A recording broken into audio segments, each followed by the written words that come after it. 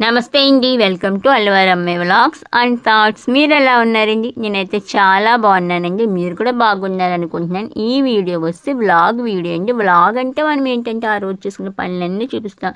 ఎంత లేదన్నా వీడియో అనేది ఒక అరగంట అయితేనే ఉంటుంది. ఏంటంటే అరగంట లేకపోతే ఒక 20 నిమిషాలైనా ఉంటుంది. కానీ ఈ వీడియో మాత్రం ఒక 5 నిమిషాల లోపు అయితేనే ముగించేస్తానండి. ఎందుకంటే నేను ఎంత పెద్ద వీడియో పెట్టి నాకు వచ్చే వాచ్ టైం అయితే చాలా తక్కువ అండి. ఏ వీడియోని సరే 1 మినిట్ మాత్రమే అయితే వాచ్ టైం అయితే వస్తుంది. అందుకని చెప్పి అంత పెద్దది ఎక్కడం ఎందుకని చెప్పి చిన్నగా అయితే ఈరోజు చూసిన వ్లాగ్ అయితే పెట్టేస్తానండి. ఇక్కడ నేను వచ్చేసి టిఫిన్కి వచ్చేసి పులిహోర అయితే చేస్తున్నానండి. రైస్ అయితే ఉండిపోయింది అనమాట. మొన్న వరలక్ష్మి వ్రతానికి పులిహోరకి చింతపండు పులుపు అయితే ఉడకపెట్టానండి. ఆ పులుపు ఉంది కదా అని చెప్పి నేనైతే పులిహోర అయితే చేసేస్తున్నానండి. మనం ఏంటంటే పులుపు ఉడకపెట్టుకొని ఫ్రిడ్జ్లో పెట్టినప్పుడు అదేంటంటే కొంచెం గట్టిగా అయితే ఉంటుంది కదండి పులుపు అనేది. అందుకని చెప్పి నేను ఆ పులుపు తాలింపు వేసిన తర్వాత ఆ పులుపు వేసి అందులో కొంచెం వాటర్ అయితే వేసాను. ఎందుకంటే మనకి రైస్లో కలపడానికి కుదరదు కదండి. బాగా చిక్కగా ఉంటే రైస్ అంతా కలవాలంటే కనుక మనం ఆ పులుపుని ఇంకా కొంచెం వాటర్ ఇలా కొంచెం జ్యూసీగా అయితే చేసుకోవాలండి. ఆల్రెడీ నేను పులుపులో ఏంటంటే చింతపండు పులుపులోనే కొంచెం పసుపు ఉప్పు కూడా వేసానండి. అంటే కొంచెం మట్టిగా వేసాను. మనకి ఇప్పుడు ఈ రైస్ వేస్తే కనుక సరిపోదనమాట. అందుకని చెప్పి తాలింపులోనే కొంచెం పసుపు అలాగే సాల్ట్ కూడా అయితే వేసేసానండి.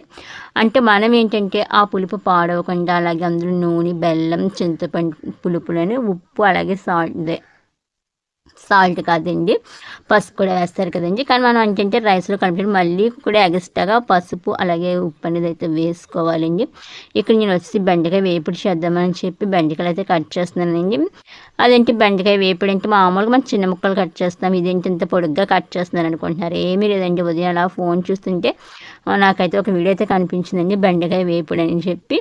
ఇలా అంటే ఇందులో అయితే చిన్న చిన్న ముక్కలు కాకుండా ఇలా అయితే పొడిగ్గా అయితే కట్ చేస్తానండి. చూస్తానికైతే బాగుంది. నేను కూడా ట్రై చేద్దాం కదా అని చెప్పి ఇలా అయితే చేస్తున్నానండి. మనం ఇలా కట్ చేసుకుంటే ఇందులో గింజలు ఉంటాయి కదండి, అవి అయితే తీసుకోవాలన్నమాట. ఇది ఏంటంటే మనకి ఎప్పుడైనా బెండకాయ ఫ్రై చేసినప్పుడు బెండకాయలని మనం అంటే నైటే కట్ చేసుకుని ఉంచుకోవాలండి. అది కూడా బాగా లేతగానే బెండకాయలకైనా కొంచెం అంటే అదే మనం చెట్టు నుంచి కోసిన ఒక 2 రోజుల తర్వాత అయితే కనుక బాగుంటుందండి. బాగా కనుక లేత బెండకాయలు అయితే మాత్రం పేస్ట్ కింద అయితే అయిపోతుంది అనమాట. చూసారికి ఇది అయితే మాత్రం చాలా ఫ్రెష్గా అయితే ఉన్నాయండి. వేపుడు ఎలా వస్తుందో ఏంటో కానీ నేను చెప్పడం కన్నా నేను ఎలా చేశాను ఏంటి అనేది ఈ వీడియోలో అయితే చూసండి. ఇలా అన్నీ కట్ చేసుకున్న తర్వాత ఇందులో కొంచెం కారం అలాగే వరిపిండి శనగపిండి అలాగే వెల్లుల్లి కారం కూడా వేయమన్నారండి. బట్ నా దగ్గర అయితే వెల్లుల్లి కారం లేదని చెప్పి, అంటే వెల్లుల్లి కారం కలిపి చేస్తారు కదండి, లేదని చెప్పి నేనైతే మామూలు కారం వేస్తానండి. కొంచెం వచ్చేసి మసాలా అయింది, అంటే అది గరం మసాలా అనమాట. గరం మసాలా కొంచెం అయితే వేసుకున్నానండి. అలాగే ఇందులో వచ్చి సాల్ట్ వేయడం నేనైతే మర్చిపోయాను అనమాట. తర్వాత అయితే గుర్తొచ్చిందండి, అప్పుడైతే సాల్ట్ వేసుకున్నానండి. ఇవన్నీ వేసేసి ఎలా కలుపుకొని ఒక పావు గంట సేపు అయితే మనం పక్కనైతే పెట్టేసుకోవాలండి. ఎందుకంటే మనం వేసిన సాల్ట్ అలాగే కారం శనగపిండి వరిపిండి అన్నీ ఉన్నాయి కదండి, అవి వచ్చేసి మొక్కలకైతే పడతాయి. ఇలా కలిపేసుకొని పక్కనైతే పెట్టేసుకోవాలండి. ఎలా వస్తుందో ఏంటని అయితే నాకైతే చాలా ఎగ్జాక్ట్గా ఉందన్నమాట. ఇక్కడ వచ్చేసి ఆయిల్ అయితే కొంచెం అంటే ఒక 4 స్పూన్లు అయితే వేసుకున్నానండి. అందులో కొంచెం వేరుశనగుళ్ళు కరివేపాకు అయితే వేసుకున్నాను. మనమైతే దీన్ని డీప్ ఫ్రై కూడా చేసుకోవచ్చు అండి. అంటే డీప్ ఫ్రై చేసుకోవచ్చు, ఎలాగైనా చేసుకోవచ్చు అని చెప్పానమాట ఆ వీడియోలో. నేనైతే మామూలుగా డీప్ ఫ్రై కాకుండా ఆయిల్ అనేది కొంచెం ఎక్కువ వేసి ఇట్లయితే ఫ్రై అయితే చేస్తున్నానండి. ఇదిగో చూసారు కదండి, మనం ఏంటంటే శనగపిండి వేసాం కదండి, అలాగే వరిపిండి కూడా వేసాం కదండి.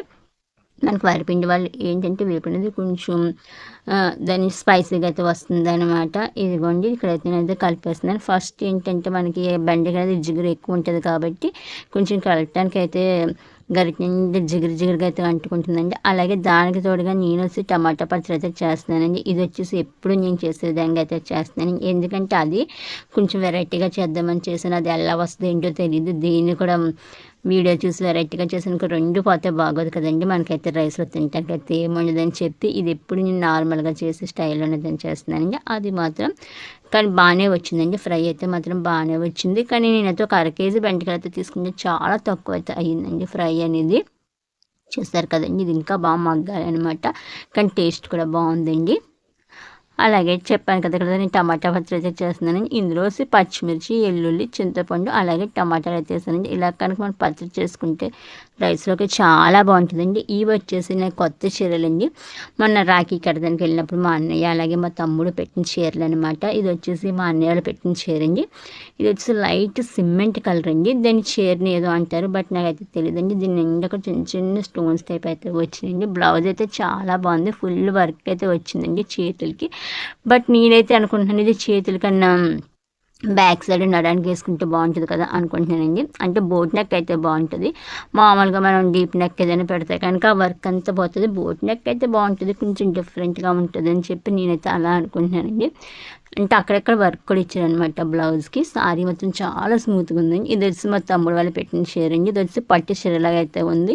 అదే టమాటా రెడ్ కలర్ అనమాట. టమాటా రెడ్ ఉంటుంది కదండి, ఆ కలర్. అలాగే అంచు వచ్చేసి గ్రీన్ అయితే వచ్చిందండి. గ్రీన్ అలాగే రెడ్ కాంబినేషన్ అయితే మాత్రం చాలా బాగుంటుందండి. సారీలో కట్టుకుంటే చాలా ట్రెడిషనల్గా ఉంటుంది. ఆ సారీ వచ్చి కొంచెం స్టైలిష్గా అయితే ఉంటుందండి. ఈ రెండు కలర్స్ కూడా నా దగ్గర లేవండి. వీటితో పాటు నాకు ఒక 10,000 కూడా వచ్చిందండి. దాంతో ఏదైనా సిల్వర్ ఐటమ్ అయితే తీసుకుందాం అనుకుంటున్నాను. నేను ప్రతి సంవత్సరం కూడా రాఖీకి కట్టినప్పుడు వచ్చిన డబ్బులతో ఏదో ఒకటి అయితే సిల్వర్ది అయితే తీసుకుంటాను దేవుడి మొలకి. ఈ సంవత్సరం కూడా అలాగే తీసుకోవాలి. మీకు కనుక ఈ వీడియో నచ్చితే లైక్ చేయండి, షేర్ చేయండి. అలాగే నా ఛానల్ అయితే సబ్స్క్రైబ్ చేసుకొని నా మిగిలిన వీడియోలు కూడా అయితే చూడటానికి అయితే ట్రై చేయండి. అలాగే మీకు ఈ 2 చీరలు ఏ చీర అయితే నచ్చిందో నాకైతే కామెంట్ చేయండి. నాకైతే ఈ 2 చీరలు చాలా బాగా నచ్చింది. ఈ కలర్స్ కూడా నాకైతే అస్సలు లేవు అనమాట.